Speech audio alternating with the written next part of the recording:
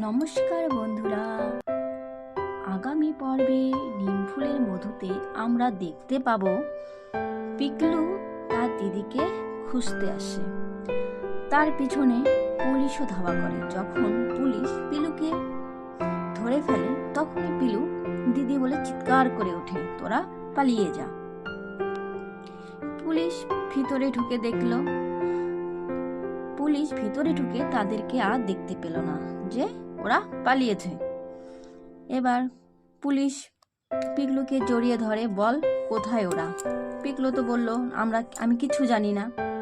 এবার পুলিশ যখন চলে গেল তখনই পিকলু ভিতরে ঢুকে দেখে যে তার জন্য তার দিদি একটা ধাঁধা রেখে যায়।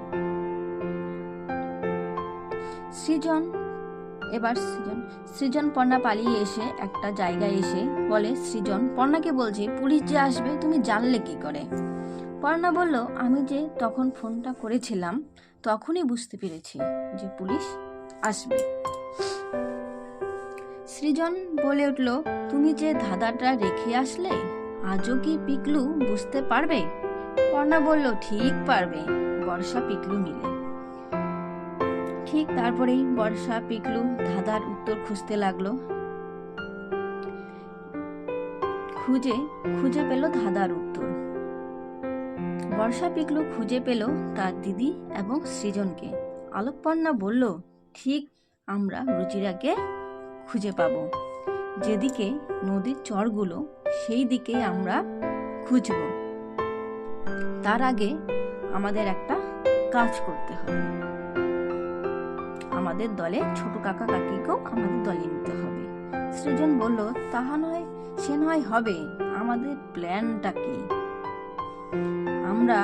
আমরা সবাই বাউলের ছদ্মবেশ নিয়ে নদীর পাড়ে যে গ্রামগুলো রয়েছে সেই দিকে আমরা খুঁজব। পিকলু বলল, আমরা যে বাউল সেজে আছি আমাদের লোকে সন্দেহ করবে, তুই একটা গান ধর। গান করতে করতে পর্ণার হঠাৎ চোখে পড়ল যে একটা ছোট গাছের নিচে জুতো। বর্ষাকে বলে, ওখানে রুচির জুতো, দেখ, এই দেখো, এইটাই রুচির জুতো। এবার কাকি আলোকপর্ণাকে বলে, তুমি নিশ্চিত পর্ণা এটাই রুচির জুতো? পর্ণা বলল, হ্যাঁ কাকি, আমি নিশ্চিত এটাই পর্ণার জুতো। তারপর আমরা রুচিরার সঙ্গে একসঙ্গে জুতোর দোকানে জুতো কিনতে গিয়েছি, এটাই রুচির জুতো। এবার বর্ষা বলে উঠল, নিশ্চয় তাহলে সহৃদয়বান ব্যক্তি নিয়ে গেছে রুচিরা দিদিকে। সৃজন বলল, রুচিরার জুতো পাওয়া গেছে, তাহলে এই লাউহা গ্রামে রয়েছে।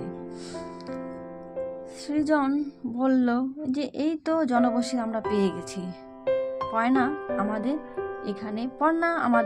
পর্ণা বলল যে আমাদের এখানেই খাঁটি করতে হবে। পিকলু বলল, কেমন জানি আষ্টে গন্ধ বের হচ্ছে। বর্ষা পিকলুকে বলল, সিচুয়েশন অনুযায়ী মানতে হবে শেখ। আজও কি আলোকপর্ণা সৃজন সবাই মিলে রুচিরাকে খুঁজতে পাবে? এই ছিল আজকে নিমফুলের আপডেট। আর যদি তোমরা আমার এই ভিডিওটা ভালো লাগে তাহলে অবশ্যই আমার ইউটিউব চ্যানেলটিকে সাবস্ক্রাইব করবেন। আশা করি আপনারা সবাই ভালো থাকবেন। অসংখ্য ধন্যবাদ আপনাদের সবাই।